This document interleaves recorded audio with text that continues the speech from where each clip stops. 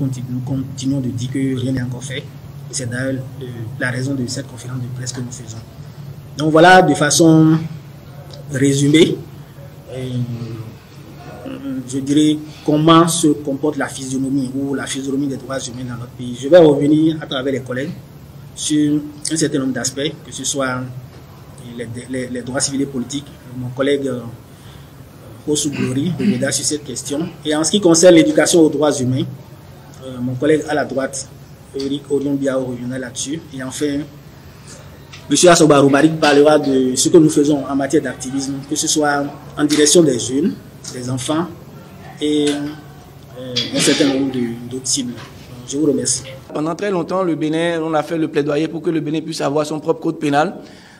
Pendant plus de 20 ans, on est resté en plaidoyer avec les autorités au niveau local parce qu'avant le code pénal qu'on utilise aujourd'hui, on utilisait ce qu'on a appelé le code Bouvenet, qui est un code qui datait de la période coloniale, qui comportait des dispositions qui étaient contraires aux droits humains, sur lesquels nous avons travaillé longuement avec les autorités béninoises. Heureusement, en 2018, le Bénin a adopté et promulgué son propre code pénal, qui est entré en vigueur depuis 2018. C'est une bonne nouvelle pour nous parce que c'est l'aboutissement de longues années de plaidoyer.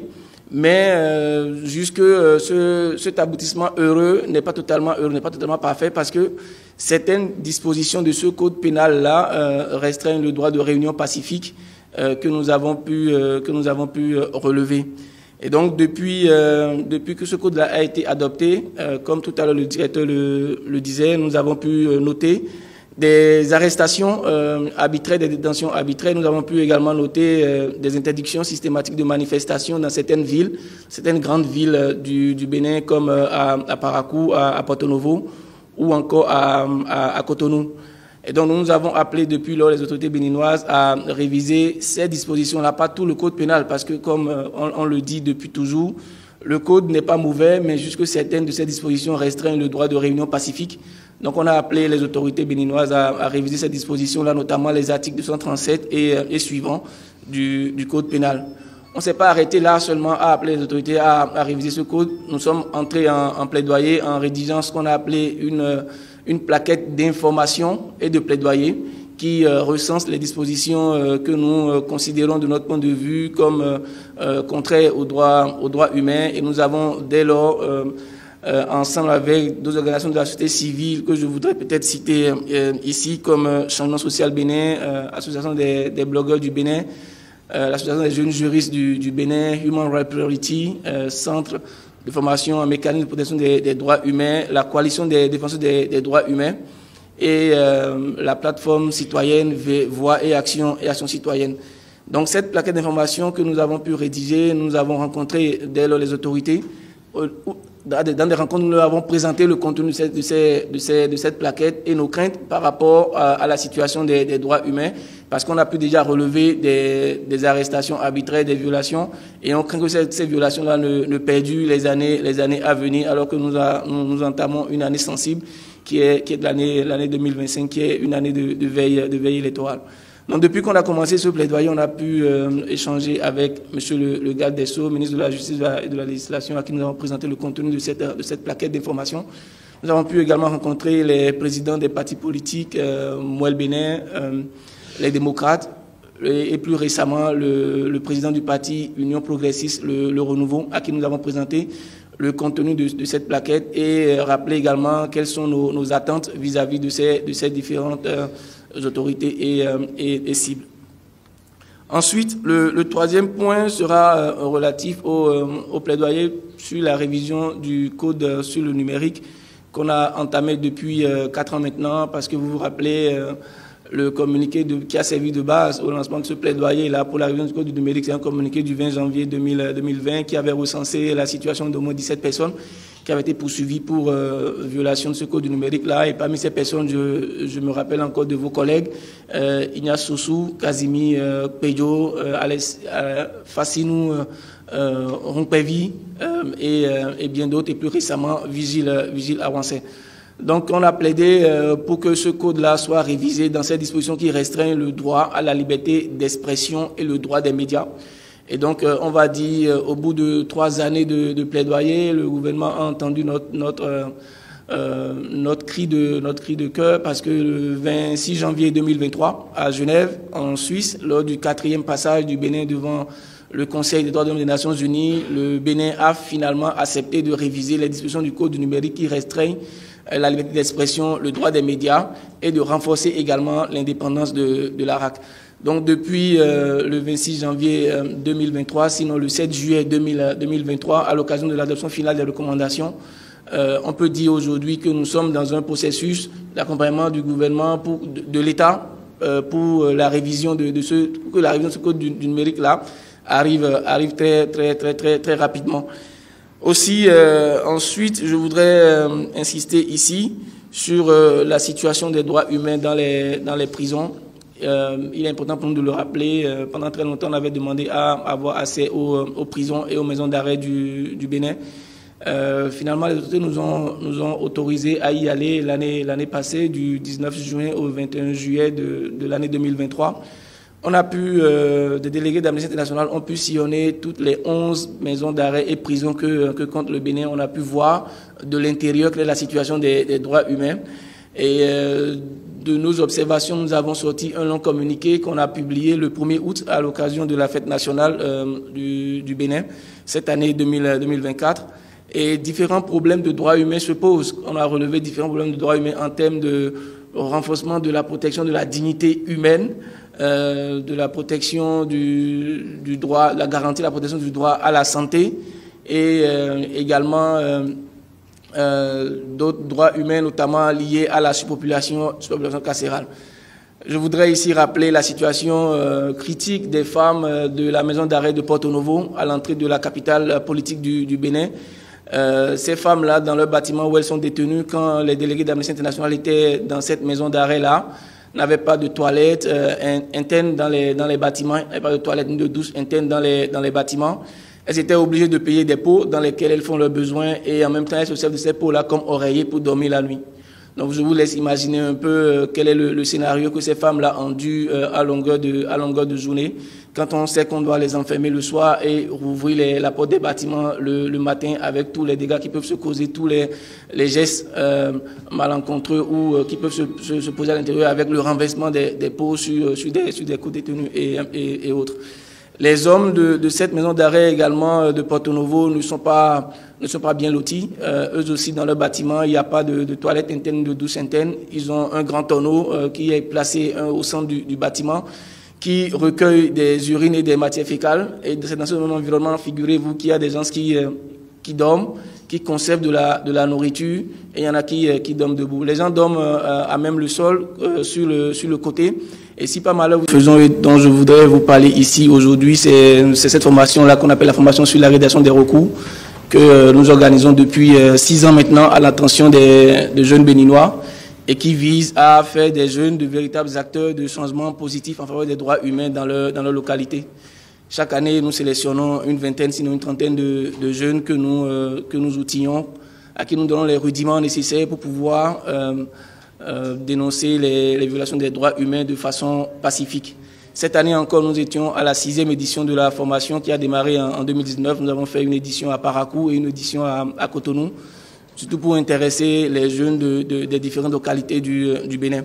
Et depuis 2019, on a pu noter que cette formation a un réel impact sur la situation des droits humains au Bénin, parce que on a pu voir que les jeunes qu'on a pu former depuis toutes ces années-là ont pu introduire des recours sur différents sujets de droits humains devant la Cour constitutionnelle du Bénin, qui est le juge des libertés fondamentales dans notre pays et qui a une particularité qui n'est pas commune à tous les pays, c'est qu'elle se laisse saisir par tout citoyen. Et donc cette formation donne des armes à ces jeunes-là que nous sélectionnons à la suite d'un appel à candidature, de pouvoir revendiquer leur liberté avec des moyens pacifiques. Donc comme je le disais, on a pu obtenir des décisions de principe grâce aux actions de ces jeunes-là, devant les mécanismes nationaux et également devant les mécanismes internationaux comme la Cour africaine des droits de l'homme et des peuples. Donc c'est une action qu'on voudrait rappeler ici aujourd'hui en tant que contribution d'Amnesty International au Bénin.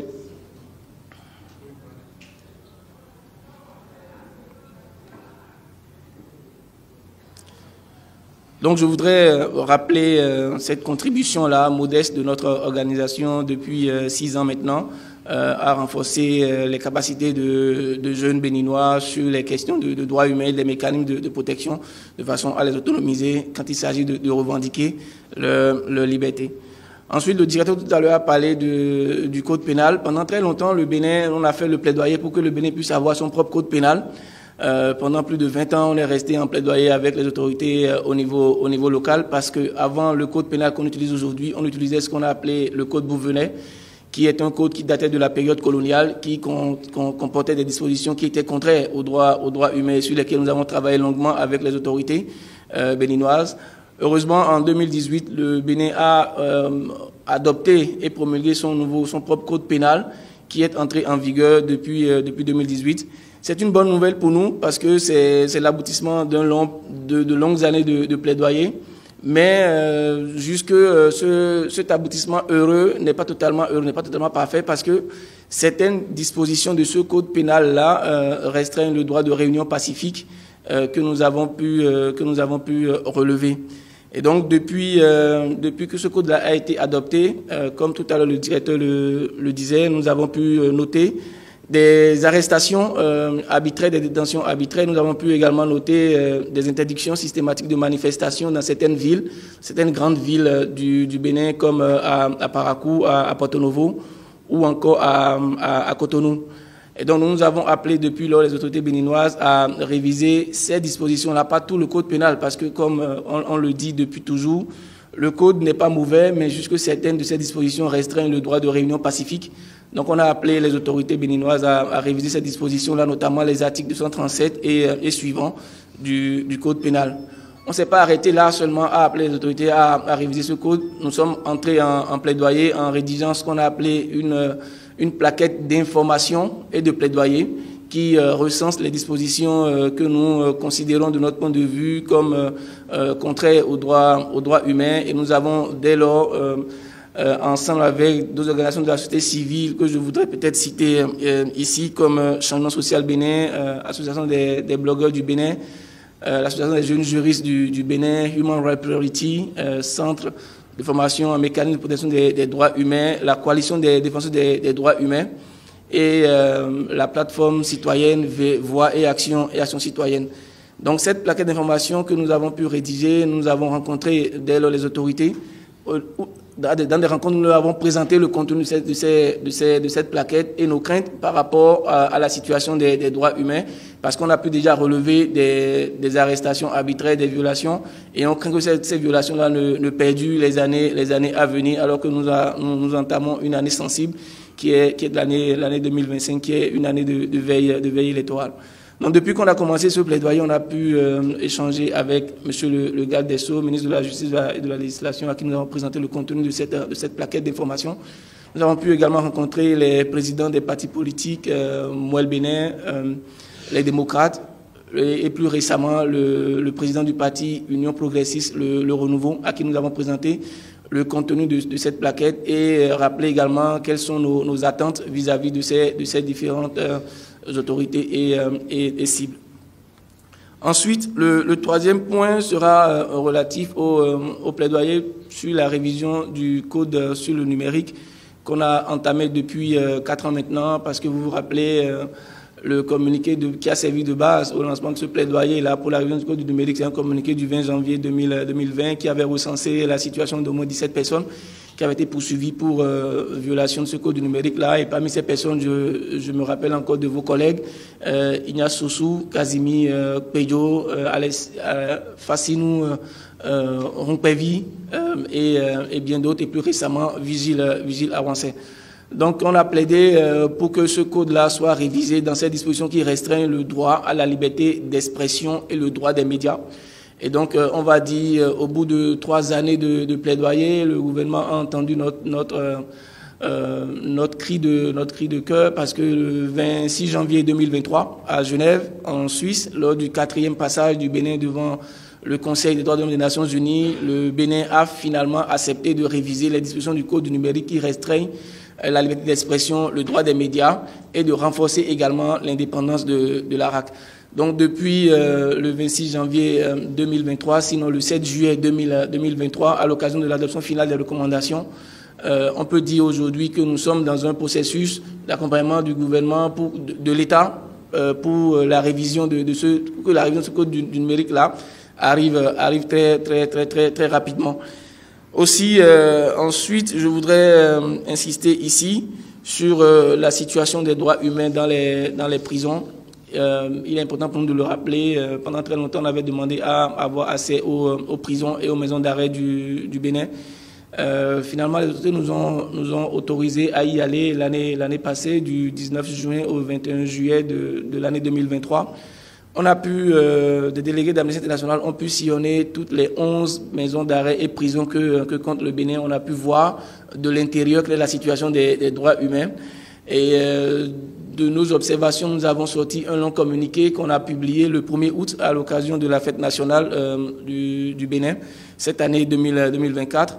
Et différents problèmes de droits humains se posent. On a relevé différents problèmes de droits humains en termes de renforcement de la protection de la dignité humaine, de la protection du droit, la garantie de la protection du droit à la santé et également d'autres droits humains, notamment liés à la surpopulation carcérale. Je voudrais ici rappeler la situation critique des femmes de la maison d'arrêt de Porto Novo à l'entrée de la capitale politique du Bénin. Ces femmes-là, dans leur bâtiment où elles sont détenues, quand les délégués d'Amnesty International étaient dans cette maison d'arrêt-là, n'avaient pas de toilettes internes dans les bâtiments, n'avaient pas de toilettes ni de douche internes dans les bâtiments. Elles étaient obligées de payer des pots dans lesquels elles font leurs besoins et en même temps elles se servent de ces pots-là comme oreillers pour dormir la nuit. Donc je vous laisse imaginer un peu quel est le scénario que ces femmes-là ont dû à longueur de journée, quand on sait qu'on doit les enfermer le soir et rouvrir la porte des bâtiments le matin avec tous les dégâts qui peuvent se causer, tous les gestes malencontreux ou qui peuvent se poser à l'intérieur avec le renversement des pots sur des co-détenus et autres. Les hommes de cette maison d'arrêt également de Porto Novo ne sont pas bien lotis. Eux aussi, dans leur bâtiment, il n'y a pas de toilettes internes, de douche interne. Ils ont un grand tonneau qui est placé au centre du bâtiment, qui recueille des urines et des matières fécales. Et c'est dans ce même environnement, figurez-vous qu'il y a des gens qui dorment, qui conservent de la nourriture, et il y en a qui dorment debout. Les gens dorment à même le sol, sur le côté. Et si par malheur vous avez envie d'uriner la nuit et que vous vous levez, c'est que vous allez perdre votre place, vous n'allez plus retrouver votre place après. Donc cette situation que nous avons décrite dans notre communiqué de presse long, que nous avons publié le 1er août 2024, revient sur tous ces problèmes-là que nous avons vu et que nous avons soulevé dans ce communiqué-là. Ce n'est pas ce seul problème parce que derrière aussi il y a des problèmes liés à la santé. Tout à l'heure le directeur le rappelait. Dans aucune des prisons et maisons d'arrêt du Bénin, nous n'avons noté la présence d'un médecin d'État permanent. Nous avons noté la présence de médecins, mais qui sont mis à la disposition des maisons d'arrêt et prisons par une ONG qu'on appelle Bénin Excellence, qui envoie des médecins qui font des tours de façon périodique par semaine. Les détenus également ont pu confier à nos délégués qui étaient dans ces maisons d'arrêt et prisons que c'est grâce à cette ONG-là qu'ils arrivent des fois à payer les ordonnances qu'on leur prescrive dans les infirmeries. Les infirmiers également rencontrés ont pu dire également que des fois elles se sentaient un peu débordées parce qu'elles pouvaient recevoir jusqu'à 400 détenus par mois, 60 détenus par jour, entre 60 et 70 détenus par jour. C'est des situations qui peuvent générer d'autres situations plus critiques si on n'y prend pas garde. Les autorités béninoises ont été informées de notre mission et également de la sortie du communiqué parce qu'on leur avait offert le droit de réponse avant de sortir ce communiqué de presse qui a été publié le 1er août. On a noté également qu'à la veille de la sortie de ce communiqué-là, il y a eu en Conseil des ministres une décision de réhabilitation de 5 maisons d'arrêt au Bénin. S'il y a des questions relativement aux prisons, on pourrait également répondre à ces questions-là à la fin de notre propos. Ensuite, je voudrais revenir sur la situation des personnes victimes d'expulsions forcées sur le long du littoral, entre Cotonou et Ouidah. Souvenez-vous, l'année dernière, il y a un an, quelques jours, nous avions lancé ici à Cotonou, en face même du site où les gens ont été expulsés à Fieillon 1, notre rapport sur les expulsions forcées pour le tourisme et l'aménagement du littoral. Dans ce rapport, nous avons étudié la situation d'environ 6 000 personnes qui ont été victimes d'expulsions forcées, chacune avec des fortunes diverses. Il y en a parmi ces personnes-là qui ont été dédommagées, il y en a qui n'ont pas été dédommagées. On a noté des dédommagements insuffisants. Mais parmi toute cette population de personnes expulsées figurent les populations de Fieillon 1 qui estiment n'avoir absolument rien reçu comme en termes d'indemnisation et de solutions de relogement.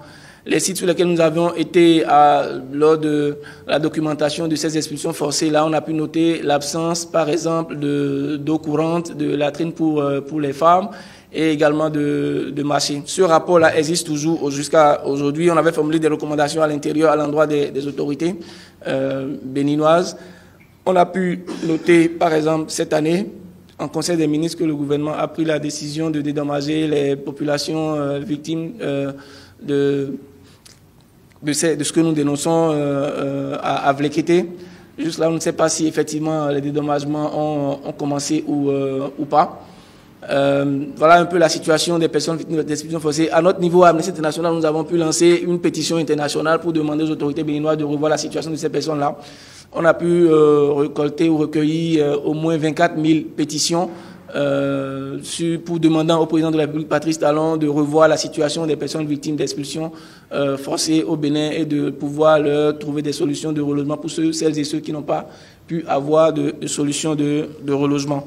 S'il y a des questions, bien évidemment, sur les expulsions forcées également, on pourrait revenir là-dessus.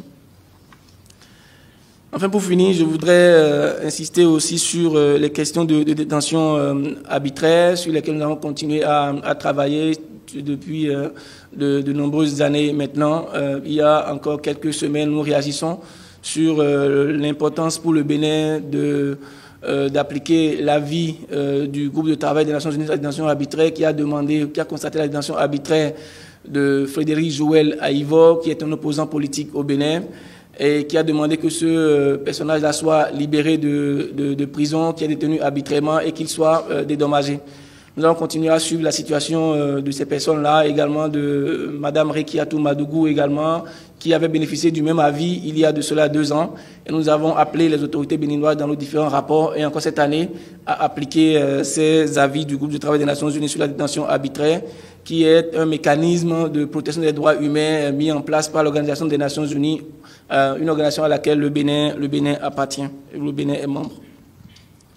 Ensuite, 2 derniers points pour finir, c'est sur le terrorisme et les droits humains. Amnesty International a documenté dans un rapport publié en août 2024, comme on le disait tout à l'heure, des conditions de détention qui violent les règles Nelson Mandela. Et le rapport ne se focalise pas expressément sur la situation des personnes soupçonnées d'avoir commis des actes de terrorisme, mais durant cette mission de monitoring, ces personnes-là ont pu... notre mission a pu rencontrer ces personnes-là et discuter avec elles. C'est des gens qui nous ont confié qui ne sortent pas en journée, qui ne sortent qu'1 heure de temps en journée. L'administration nous a confirmé que non, c'est pas 1 heure, mais plutôt 2 heures de temps en journée. Elles nous ont également confié que elles n'ont pas accès à la cabine téléphonique de la prison. On avait rappelé déjà il y a de cela 2 ans dans un long communiqué qu'on a publié conjointement avec le Togo, qu'il est important que la répression des groupes armés ne se fasse pas au détriment des droits humains, que les droits humains doivent être placés au cœur de la répression contre les actes perpétrés par les groupes armés, de façon à ne pas avoir un effet contraire à ce qui est recherché par les autorités. Donc cette année encore, nous continuons de demander aux autorités de placer la protection des droits humains au cœur de la lutte contre les actes perpétrés par les groupes armés. Et le dernier point, c'est sur les violences policières. Nous avons pu documenter les violences policières liées à la répression du non-port de casque. Au Bénin, nous avons également documenté la situation récente de Faisal Ouourou, un jeune paraquois de 27 ans qui a été retrouvé mort au petit matin, courant le mois de novembre dans le 2e arrondissement de Parakou. Nous avons noté, comme le directeur l'a dit, la réaction des autorités publiques et nous suivons de près cette situation de façon à ce que justice soit effectivement rendue pour la famille de Faisal Ourourou, et également que des garanties de non-répétition qu'on donne des garanties de non-répétition, que ces actes-là ne se reproduiront plus.